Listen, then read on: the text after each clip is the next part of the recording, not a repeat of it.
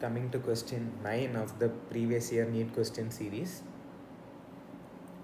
So we'll read from the last line. Which investigation will you perform now?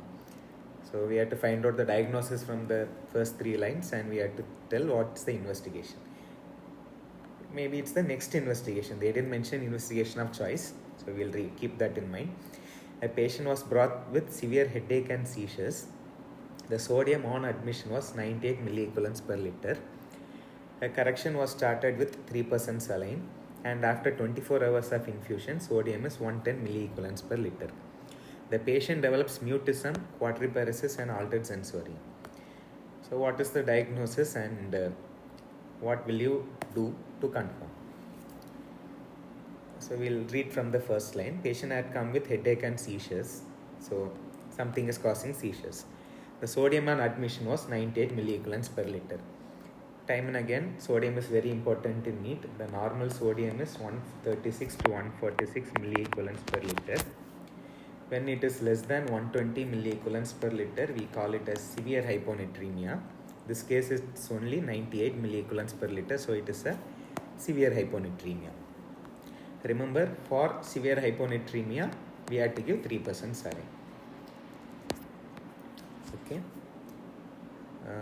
So remember, we had discussed there are 2 endocrine disorders which cause hyponatremia. One is Addison's disease and another one is hypothyroidism. Of course, question is not on that, just for a revision. A correction was started with 3% saline, and after 24 hours of infusion, sodium is 110 milliequivalents per liter.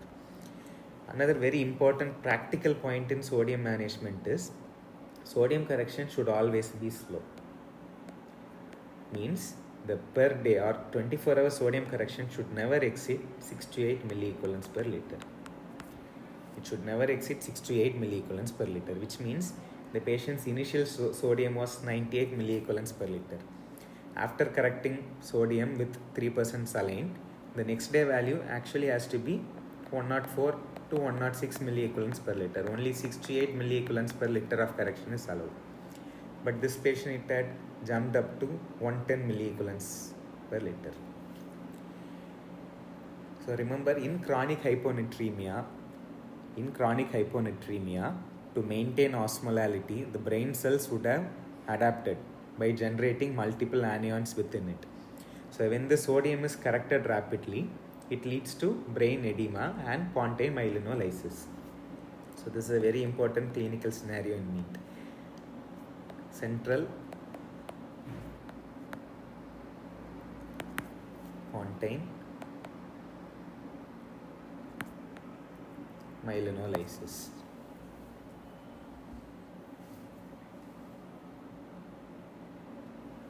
Or osmotic demyelination. Okay. So it's nothing but osmosis.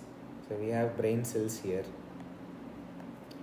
and we have the blood outside here. So blood has a sodium which is low, and osmosis is movement of the solvent from regions of low concentration to the regions of high concentration. So initial solvent movement will be from here to here.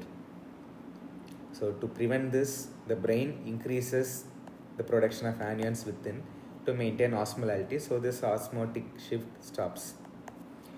But when you correct sodium, again the osmotic shift changes, because now the brain cell is full of anions and it is osmotically loaded. When you correct sodium, the osmotic balance increases. So osmolality of the plasma increases more than that of the brain. So again, more fluid will enter here. Solvent moves from the regions of low concentration to that of high concentration. So the cell slice. Even if you don't remember the mechanism, due to osmosis, due to change in osmotic shift, due to rapid hyponatremia, the brain cells, especially the pontine cells, go for lysis. When pons goes for a problem, we have locked-in syndrome. So that is what is given in this case scenario. Patient develops quadriparesis. mutism, altered sensorium. So this is actually a locked-in syndrome. So because of the history of rapid correction of hyponatremia, this is probably osmotic demyelination. How will you confirm it?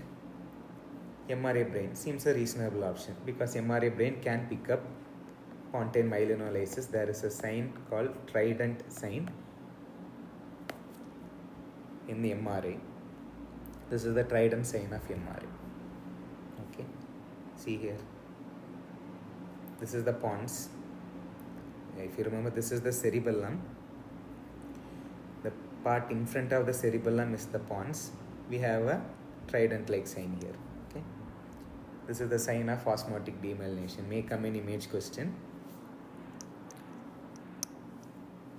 And LP for CSF biochemistry.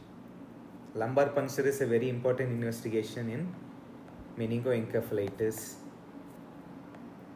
multiple sclerosis, and such diseases. It has no role in osmotic demyelination. In brainstem evoked potential, if you are not able to understand the option, please leave it off, because brainstem evoked potential is not common investigation we discuss, so we leave off the option. EEG is used for diagnosis of seizures, electroencephalogram. So MRA brain seems the correct answer here.